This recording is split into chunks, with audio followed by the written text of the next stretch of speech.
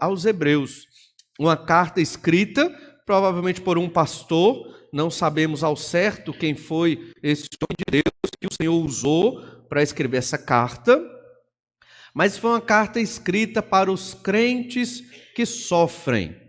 Crentes que sofrem, no caso desses irmãos aqui, judeus convertidos ao Senhor Jesus, crentes que sofrem perseguição e, no caso deles especificamente, corriam risco de morte. Todos os princípios que são aplicáveis àqueles irmãos são aplicáveis à nossa vida hoje, porque nós sofremos, obviamente, e todo sofrimento que chega até nós, a nossa tendência é vê-lo como algo ruim, e a princípio acaba sendo, e muitas vezes esmorecemos no serviço a Jesus. Muitas vezes ficamos molinhos, desanimados, desmotivados, porque estamos passando por um momento de sofrimento, de tribulação, alguma situação ou de saúde ou financeira, ou qualquer outra coisa que seja. Somos muito frágeis e essas situações abalam as nossas vidas. Então a Epístola aos Hebreus é para todos nós, crentes no Senhor Jesus, para aprendermos a viver no meio do sofrimento e como nós devemos perseverar no meio das dificuldades. O texto de hoje é um texto grande. Nós vamos ler Hebreus 12, do verso 18 ao verso 29, mas nós vamos ler por etapas. Não vamos ler o texto todo, ele é grande, vários versículos, vamos ler por etapas. E esse texto, ele é quase que uma conclusão da parte teológica, a parte mais teórica da epístola. Às vezes nós crentes queremos tudo muito mastigado. É bom e é ruim, né? Porque se você, adulto, comer só a papinha, né? Talvez você perca até a capacidade e a força da mandíbula para comer um alimento mais sólido, né? Você está acostumado, passou 1 ano, 2 anos só no mingau, certo? Você ainda tem os dentes fortes. Quando você pegar um bife, você não vai conseguir arrancar aquele pedaço de bife, não é verdade? Então, o que é que significa isso? Significa que nós temos que estudar a Bíblia e nos aprofundar no estudo da palavra de Deus cada vez mais. Às vezes nós queremos só o que é que eu tenho que fazer. Diga aí, pastor, o que é que eu tenho que fazer e eu vou fazer. Não é bem assim. Você tem que entender por que você vai fazer, o que deve fazer, o que é a vontade de Deus. Você tem que começar a entender o que é que Deus pensa, que Ele revelou na Bíblia, e por que que Deus pensa isso. Por que que Deus quer que você viva dessa forma. Na Epístola aos Hebreus, o autor, ele apresentou muitos argumentos que nós estamos desenvolvendo aqui ao longo dos domingos à noite, sobre como Deus quer que nós enfrentemos as perseguições, os sofrimentos, as dificuldades. Então, algo que ficou notório é o Senhor Jesus Cristo.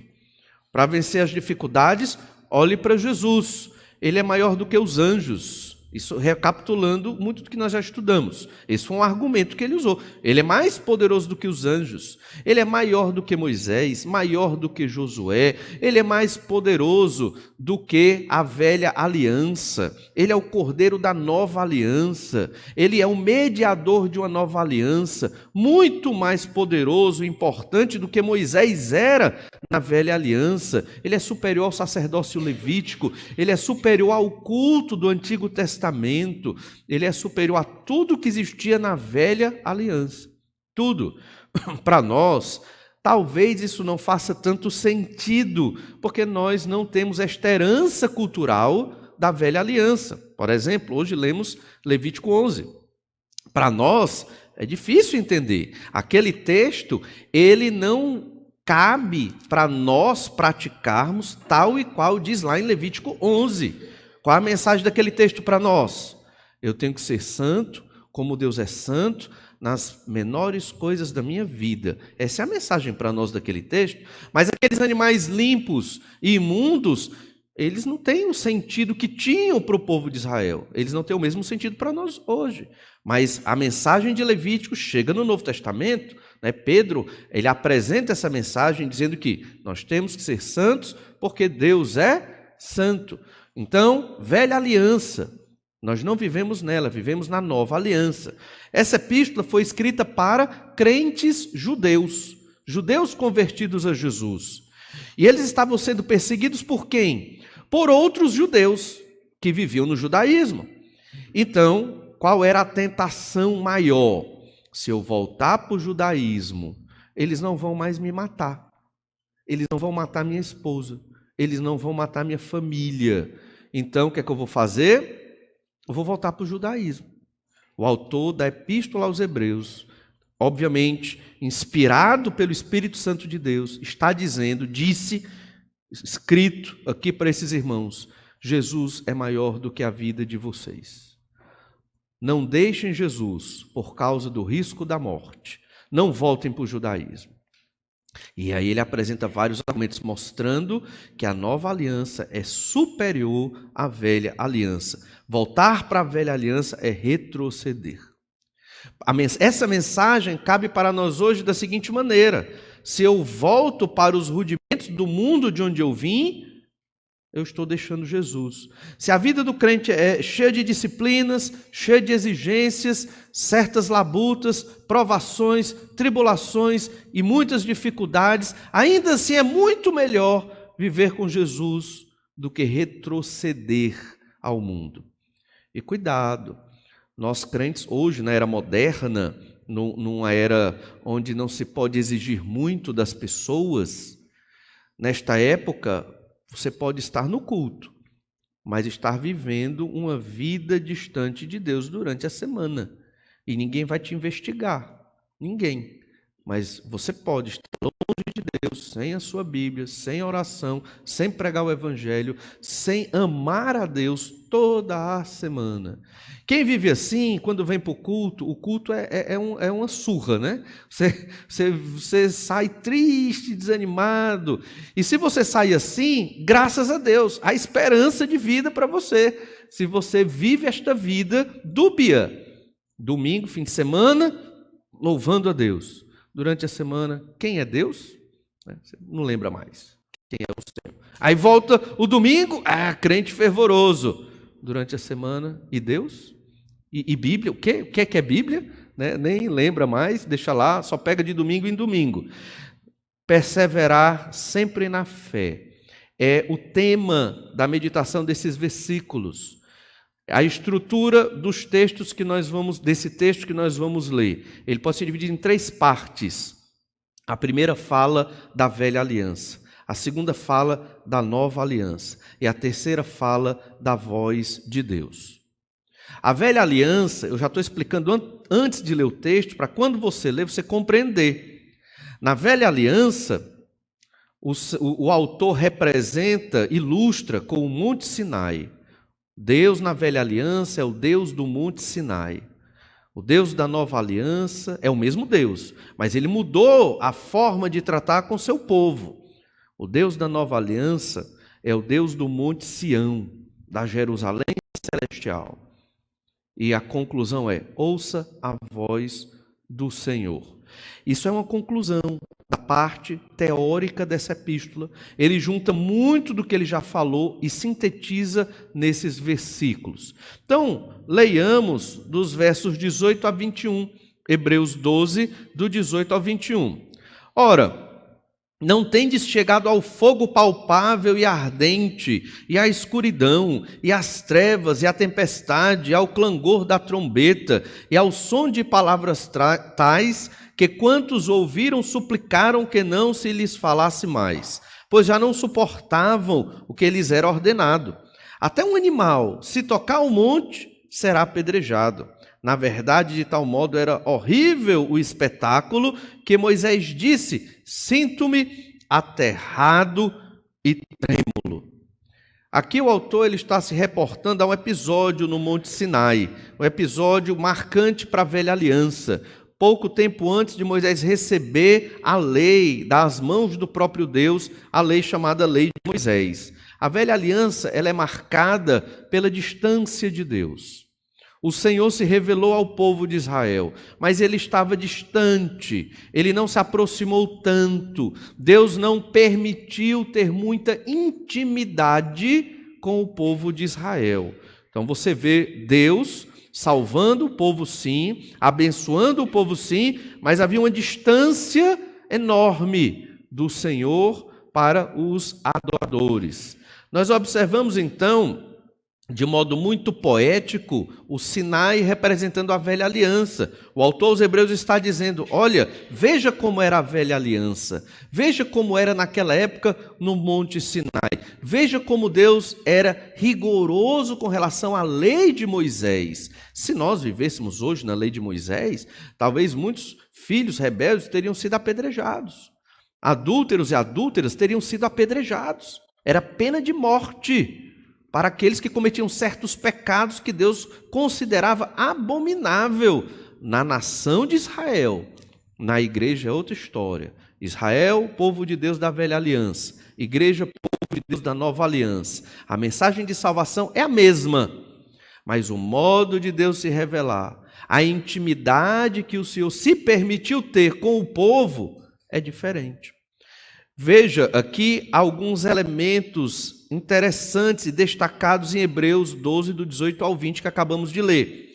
Fogo palpável e ardente, escuridão, trevas, tempestade, clangor das trombetas, som de palavras, provavelmente aqui eram leis rigorosas, palavras de Deus que eram muito pesadas para o povo ouvir, e até um animal, se tocar o monte, será apedrejado. Até os animais tinham que ter uma distância de Deus. É o Deus da velha aliança, é o mesmo Deus, mas é o Deus da velha aliança. O autor de Hebreus queria dizer, não volte para o judaísmo. O judaísmo é um retrocesso. O judaísmo é viver na época em que Deus agia dessa forma e hoje Deus não age mais assim. Deus, ele mudou seu modo de agir. Deus não mudou seu plano. Deus mudou o seu modo de agir com o povo, os convertidos, e mudou de povo, né? No Antigo Testamento o povo era Israel. Se você queria crer em Jesus, o Messias, no Antigo Testamento, quem é que ia pregar para você isso? Eram os judeus, eram os israelitas, eles é que eram os missionários. Na verdade, a nação de Israel era o missionário de Deus no Antigo Testamento. Diferente de hoje, você não podia andar de cidade em cidade ao seu bel prazer, não podia. Se você saísse de Jerusalém e fosse para uma cidade estranha, você podia ser preso, morto, assaltado, as cidades eram muradas, as coisas não eram tão, digamos, fáceis como hoje nós podemos sair de um local para outro com maior facilidade. Então, era assim naquela época, era a velha aliança. Esses elementos citados aqui apresentam um Deus rigoroso. Deus não deixou de ser rigoroso. Isso é importante. Mas apresenta um Deus rigoroso, um Deus que se revela no fogo de uma montanha, nas trevas, nos trovões, na tempestade. Então isso deve nos chamar a atenção. Aqueles irmãos daquela época que leram esse texto, eles deviam perceber, realmente, a velha aliança, ela não vigora mais. Agora eu tenho que viver na nova aliança. Não vamos retroceder. Essa mensagem é importante para nós, para compreendermos, nós crentes modernos, quantas coisas boas nós temos com Deus, quanta intimidade nós temos com Deus e não valorizamos. Sabe por quê? Porque não lê o livro de Levítico, porque não lê o livro de Números, porque não lê Êxodo, porque só gosta de ler Salmos, só gosta de ler Provérbios, tudo mastigadinho. Mas aí você não compreende quem é Deus. Leia esses 5 primeiros livros da Bíblia, compreenda quem é Deus, o rigor de Deus, o Deus da velha aliança. E como hoje nós vivemos na nova aliança, Deus não mudou, simplesmente Ele se tornou mais íntimo da igreja, que foi conquistada pelo sangue do Cordeiro. Hoje nós temos um acesso, isso já foi falado no capítulo 9 de Hebreus, nós temos um acesso mais direto a Deus. A Bíblia diz que hoje a igreja é uma nação de sacerdotes. Já estudamos isso aqui. Ele simplesmente está sintetizando tudo.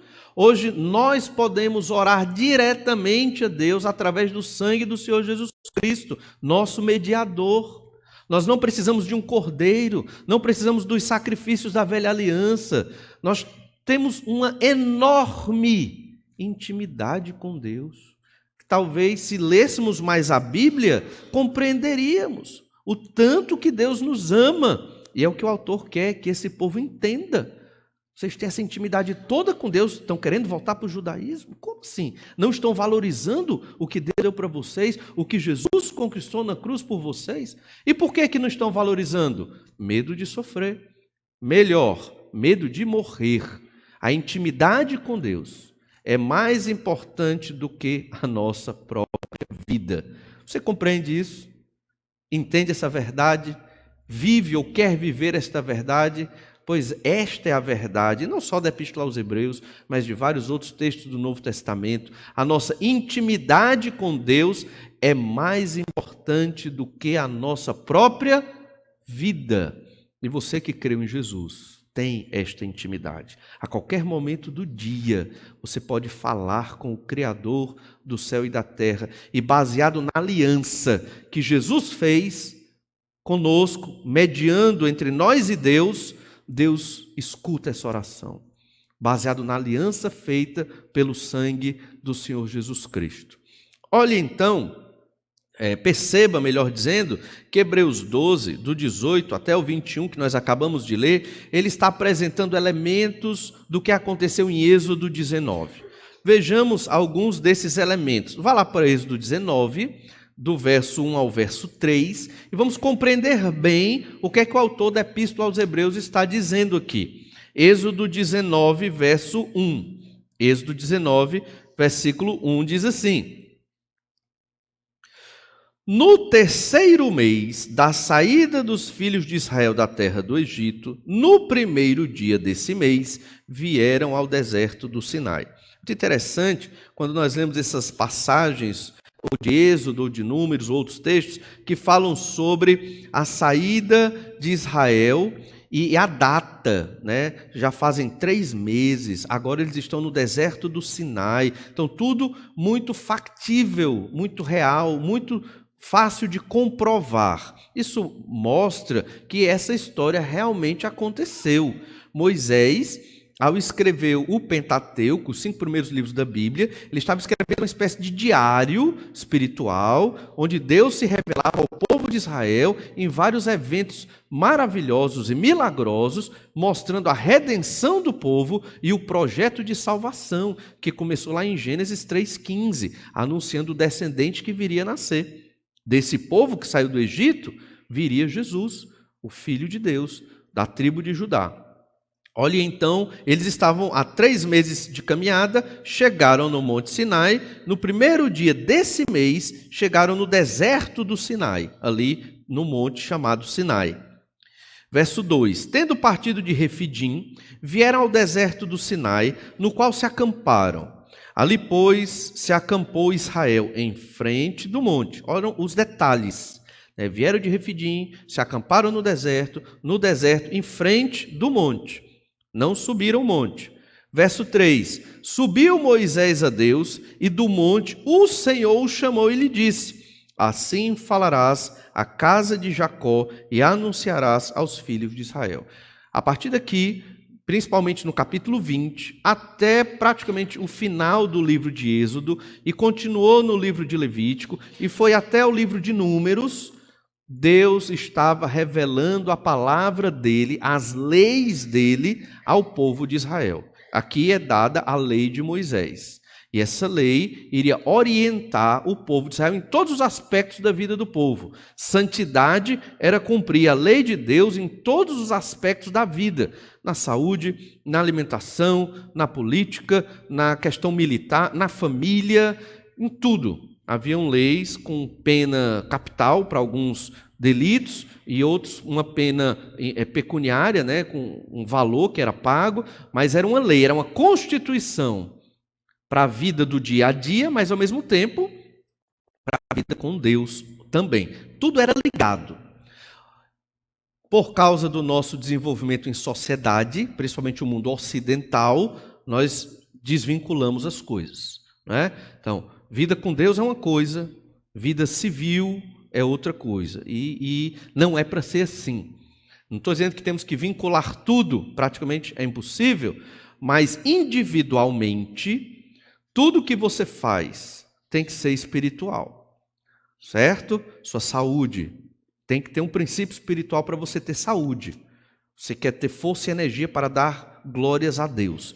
Se você ficar doente, se você não se cuidar na sua saúde, como você vai servir ao Senhor com força, com amor? Como é que você vai cantar esses hinos com vigor? Fico muito feliz que tem muitos irmãos na igreja aqui, correndo, caminhando, se exercitando, né? Esses irmãos têm energia para chegar no domingo à noite, adorar a Deus, né? Conseguem ficar muito tempo nas cadeiras duras, né? E conseguem ficar firme, ouvindo. Por quê? Estão se exercitando, estão se alimentando bem. Aí você é jovem, 20 anos, né?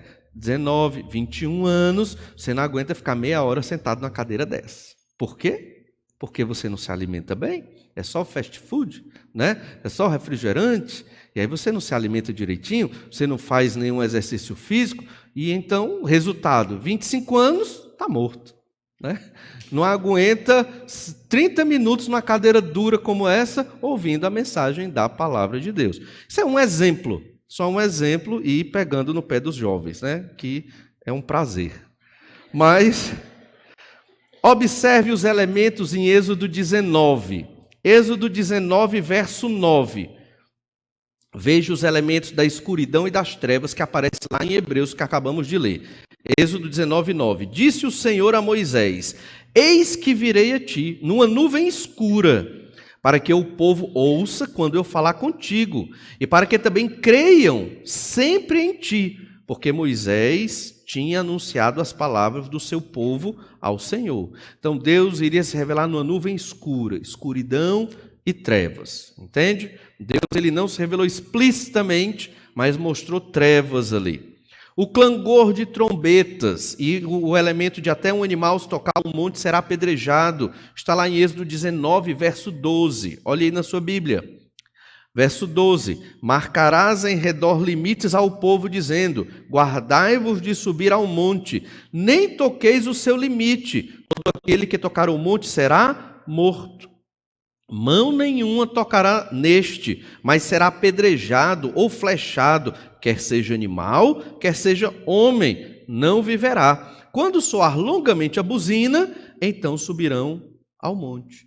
Então, até um animal, se chegar perto, haviam os arqueiros preparados para matar esse animal. Você fica achando estranho, mas por que até um animal? Bem, podia ser uma desculpa, né? O meu bode fugiu, está lá no monte, eu vou buscar. Não. Se você não cuidou do seu animal e ele chegou perto, morre. Se você chegar perto, morre. Veja a distância entre Deus e o povo. A tempestade, o clangor das trombetas, a escuridão e as trevas, tudo isso aparece no verso 16, Êxodo 19, 16. Ao amanhecer do terceiro dia, houve trovões e relâmpagos e uma espessa nuvem sobre o monte, e muito forte clangor de trombeta, de maneira que todo o povo que estava no arraial se estremeceu. Esse momento de Deus se revelar ao povo não foi algo tão agradável ao povo, nem a Moisés. Eles estavam trêmulos, eles estavam, em certo sentido, com receio, com medo, porque Deus era bem rigoroso. Eles não podiam chegar nem perto do monte. Veja como o Senhor era e ainda é. Deus não mudou. Ele mudou a forma de se relacionar com o seu povo, mas ele não mudou no seu ser e na sua essência. O verso 18. Todo o monte Sinai fumegava, porque o Senhor descera sobre ele em fogo. A sua fumaça subiu como fumaça de uma fornalha, e todo o monte tremia grandemente. Imagine uma montanha, desceu fogo sobre a montanha, saía fogo da montanha, nuvens de trevas, trovões, trombetas tocando, ninguém chega perto, o monte tremia. É um cenário pavoroso, não é verdade? É um cenário de medo, né? e de tremor. O nosso Deus, irmãos, ele é tão poderoso, tão santo e tão majestoso que nós não temos condição de chegar próximo dele. Se o Senhor se revelasse aqui como ele é mesmo, sobrava nada. Não sobraria ninguém, não sobraria talvez nenhum planeta, porque o Senhor é Deus. Ele é enorme, ele é todo poderoso. Por isso que às vezes nós, por não lermos a Bíblia como deveríamos ler, eu imagino que seja isso. nós acabamos faltando com respeito para com Deus e para com as coisas do Senhor. E há um equilíbrio aí, há um equilíbrio. Às vezes queremos respeitar demais a Deus, e aí o que é que nós fazemos? Sacralizamos as coisas. O púlpito é sagrado. Pronto, esse púlpito aqui não pode ir para o lixo. Se ele quebrar, a gente guarda os pedaços. Não é assim. Entende? É acrílico, né? Por sinal, tem umas rodinhas e tudo, mas nada mais do que isso. Não é sagrado. O chão dessa igreja não é sagrada. Quem é sagrado aqui são os crentes. É o povo de Deus, é sagrado, são os santos. Mas o prédio não. Então a gente tem que entender isso. Mas, ao mesmo tempo que nós não devemos sacralizar as coisas, nós devemos compreender que tudo que nós fazemos para Deus tem que ser santo. O estar aqui é santo, é para adorar ao Senhor. A nossa postura diante de cada cântico, a nossa postura ao chegar na igreja, a nossa postura diante das orações, no momento de adoração, é um culto mais solene. Existem cultos mais informais, mas até num culto informal, na sua casa, ou num grupo de estudo bíblico, ou onde quer que seja, é um momento de reverência, é um momento de atenção, é a Bíblia que será lida. A gente não lê a Bíblia como qualquer livro. E à medida que vamos conhecendo a Deus, através da revelação de Deus escrita, nós vamos aprender como adorar melhor ao Senhor. É o Senhor nosso Deus. Não se faz piada com Deus, não se faz piada com a Bíblia, muito menos com o Senhor Jesus Cristo, não é verdade? Devemos ter esse padrão de comportamento, por quê? Porque o Senhor, olha como Ele se revela, é tremendo. E ainda, observamos do verso 20 ao 25, como Deus se revelou lá no Monte Sinai. Êxodo 19, do 20 ao 25. Descendo o Senhor para o cimo do Monte Sinai, chamou o Senhor a Moisés para o cimo do monte. Moisés subiu. E o Senhor disse a Moisés: desce, adverte ao povo que não traspasse o limite, até ao Senhor para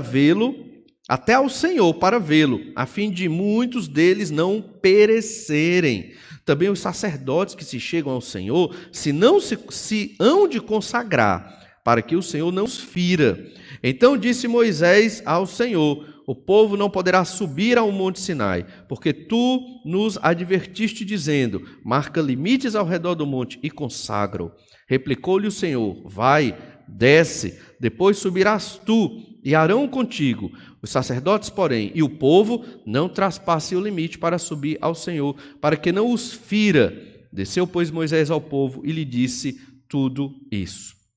O povo também deveria se purificar e deveria se consagrar para esse momento todo especial.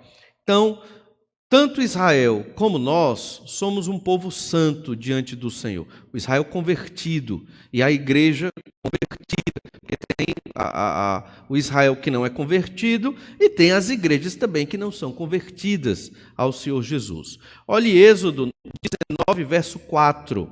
Tendes visto o que fiz aos egípcios, como vos levei sobre asas de águia e vos cheguei a mim. Agora, pois, se diligentemente ouvirdes a minha voz e guardardes a minha aliança, então sereis a minha propriedade peculiar dentre todos os povos, porque toda a terra é minha. Vós me sereis reino de sacerdotes e nação santa. São estas as palavras que falarão aos filhos de Israel. O que é que Deus queria? Obediência. Obedeça a minha lei, vocês serão o meu povo. O meu povo é aquele que obedece a minha palavra. Lembra de um versículo no Novo Testamento que diz basicamente a mesma verdade? Lembra? 1 Pedro 2, 9. Vós, porém, sois raça eleita, sacerdócio real, nação santa, povo de propriedade exclusiva de Deus, a fim de proclamardes as virtudes daquele que vos chamou das trevas para a sua maravilhosa luz. É a mesma verdade. O que Deus fez com Israel e queria para Israel é o que Deus faz com a igreja hoje e quer para a igreja hoje. Volte para Hebreus capítulo 12, verso 21. Hebreus 12, 21. Todo o povo estava trêmulo, todo o povo estava vendo o poder de Deus, Deus se revelando no Monte Sinai. E lá não fala de Moisés, como Moisés reagiu lá em Êxodo 19. Não fala, mas fala aqui em Hebreus 12, 21. Na verdade, de tal modo era horrível o espetáculo, quer dizer, o momento em que Deus se revelava lá no Monte Sinai, o fogo saindo, o fogo descendo sobre o monte, trovões, trevas, que Moisés disse: sinto-me aterrado e trêmulo. Era muita responsabilidade. E ele era o líder da nação de Israel. Só ele e Arão podiam subir naquele monte, ele ia pegar as tábuas da lei. Aí, aqui, a gente vê implícito a comparação. Moisés era o mediador da aliança naquele momento. Jesus é o mediador da nova aliança. Jesus é superior a Moisés, porque ele é Deus, como o Pai é Deus, diferente de Moisés. Isso era para mostrar ao povo judeu crente naquele período: vocês vão trocar Jesus por Moisés? Vocês vão deixar a nova aliança e voltar para a velha, retroceder? Voltar para a velha aliança implica viver numa mensagem errada, ultrapassada. Era crer que o Messias não veio. Era não mais crer que Jesus foi e é o Messias prometido. Ou seja, era se afastar do Senhor Jesus Cristo.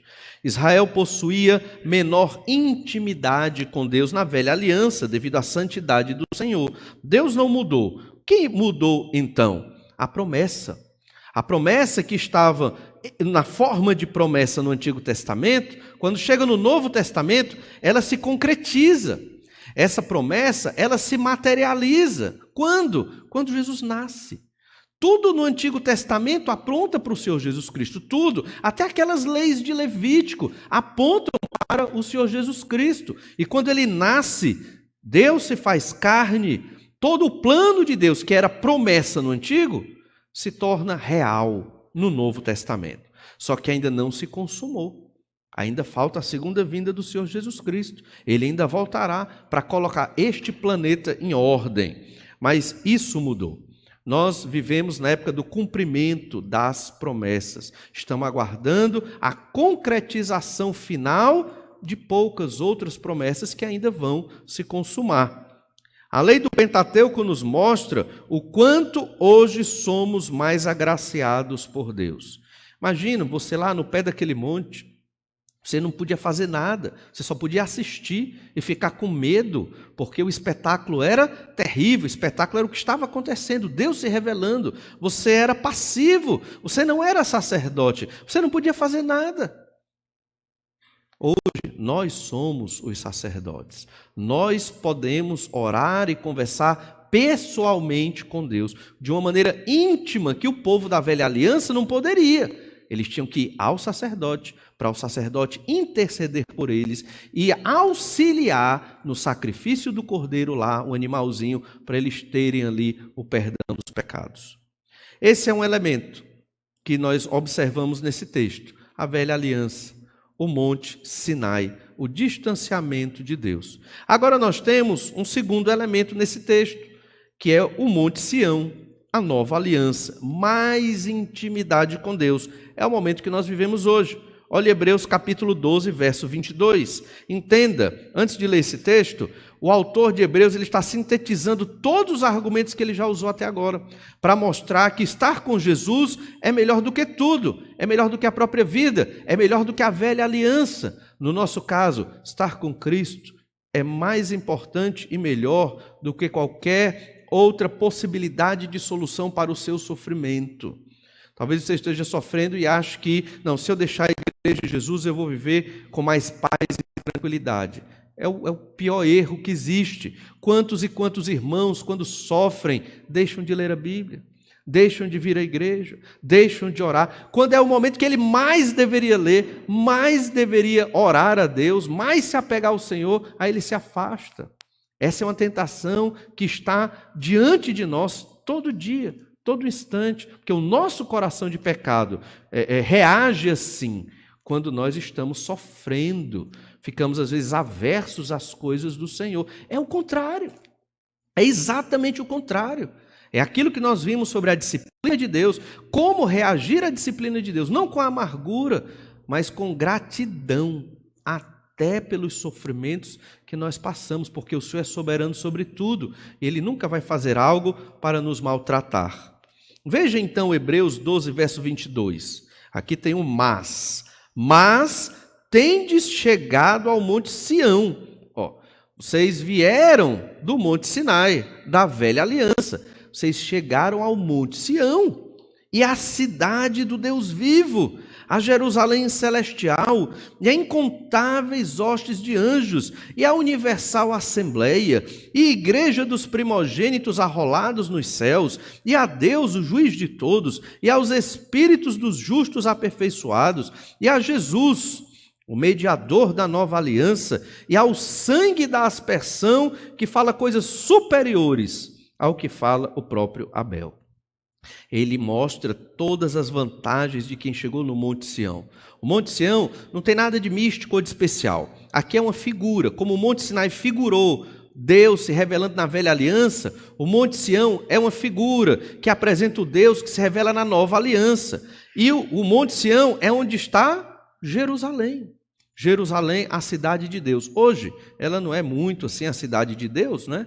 Porque as pessoas lá não estão adorando Deus da maneira como deveriam adorar. Mas a promessa é que virá uma nova Jerusalém, uma Jerusalém que descerá dos céus e estará ali, e todo mundo adorará a Deus nesta santa cidade, como profetiza lá em Apocalipse. João profetiza em Apocalipse, capítulo 21 e 22. Olha então alguns elementos importantes sobre o Monte Sião, sobre a cidade do Deus vivo, sobre a Jerusalém celestial. Não é a primeira vez que na Epístola aos Hebreus aparece isso.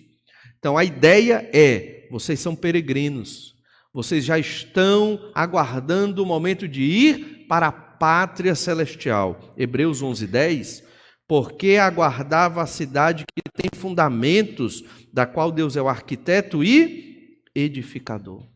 Por que esse irmão, esse herói da fé, viveu pela fé, se entregou ao Senhor, mesmo no meio dos sofrimentos? Aguardava a cidade que tem fundamentos, que vem da parte de Deus. Quando você passa por um sofrimento, uma doença, perda de emprego, problema financeiro, o que é que você faz? Vai na teologia da prosperidade, buscar algum tipo de solução rápida para o seu problema? Saiba que isso não existe. É enrolada, é enganação. A Bíblia ensina exatamente o contrário. Quando você passa por qualquer tipo de sofrimento, o que é que você faz? Você persevera em Cristo Jesus, adorando a Jesus, cumprindo a sua missão, pregando o Evangelho, fazendo discípulos, adorando a Deus, sendo luz no meio das trevas. Por quê? Porque aguardava a cidade que tem fundamentos, da qual Deus é o arquiteto e edificador. Nós aguardamos a cidade celestial. Nós somos peregrinos de passagem neste mundo. Infelizmente, alguns cristãos ainda não captaram esta mensagem e vivem aqui na terra querendo ser felizes. Aí você diz, eita pastor, não entendi nada, e não é para viver aqui querendo ser feliz não.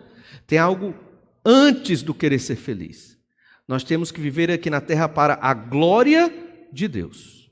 Isso é superior à minha própria felicidade. Mas se eu não vivo desta forma, se eu não entendo que a glória de Deus está acima da minha própria felicidade, eu ainda não estou vivendo como Deus quer que eu viva. Grave isso.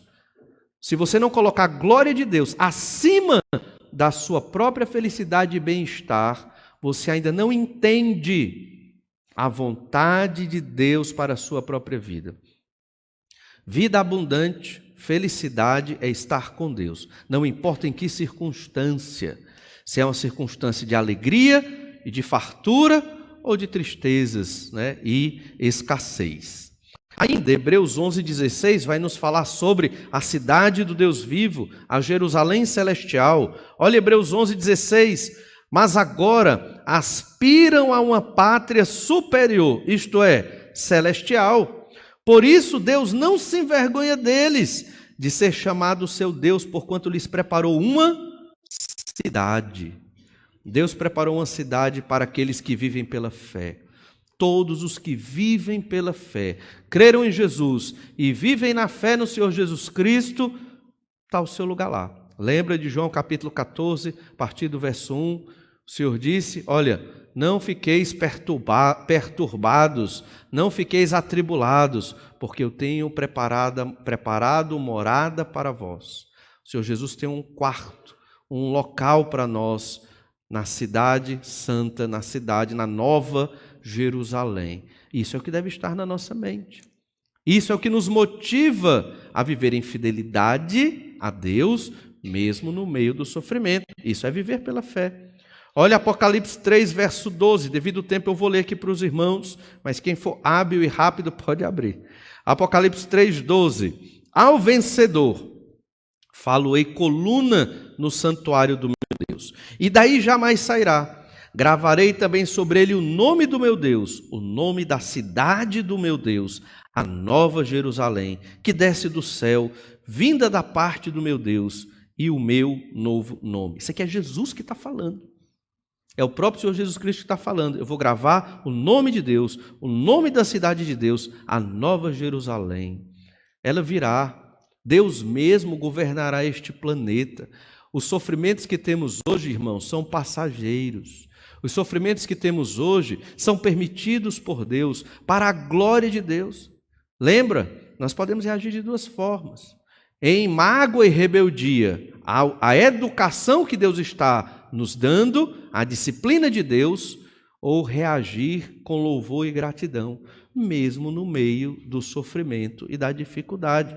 Apocalipse 21, verso 2, o apóstolo João, na ilha de Patmos, ele diz, vi também a cidade santa, a nova Jerusalém, que descia do céu, da parte de Deus, ataviada como noiva, adornada para o seu esposo. Ele viu essa cidade descer do céu para todos aqueles que creram no nome do Senhor Jesus Cristo, viverem nela por toda a eternidade. Aqui o milênio já tinha passado, aqui já é o estado eterno, tudo se consumando, as promessas se consumando plenamente. Olha Apocalipse 21, verso 10. E me transportou em espírito até uma grande e elevada montanha, e me mostrou a santa cidade, Jerusalém, que descia do céu da parte de Deus. Nova aliança, o mediador é Jesus, as promessas estão cumpridas, boa parte delas, e outras breve, cumprimento muito em breve. Por que ele está dizendo isso para esses irmãos? Para que eles não deixem Jesus quando estiverem sofrendo, para que eles não retrocedam da sua fé quando passarem pelo vale da sombra da morte. É isso que a palavra de Deus nos ensina. É assim que adoramos e glorificamos a Deus. É fácil? Não, irmãos, não é fácil. Nós sabemos, todos somos pecadores, sabemos que no momento das dificuldades, dos problemas terríveis, é muito difícil permanecer firme na fé. É por isso que hoje temos que observar a Escritura, crer no ensino que Deus nos dá, revelado na palavra de Deus, e nos prepararmos para viver em fé diante do Senhor. Somos peregrinos e aguardamos esta santa cidade.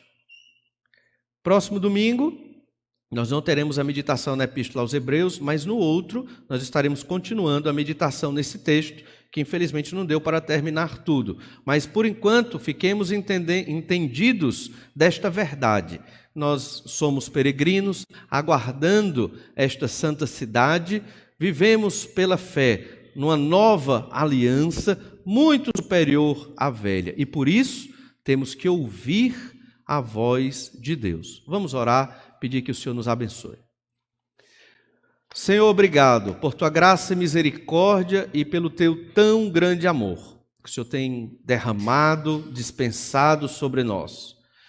Pai amado, tem misericórdia de nós, porque temos a tua palavra e muitas vezes não percebemos a beleza dela, que mostra o quanto o Senhor é amoroso. O Senhor se revelou de modo distante na velha aliança, e à medida do cumprimento das promessas, a chegada de Jesus fez com que o Senhor se revelasse na tua palavra a nós, e de modo prático a nós, de forma tão íntima.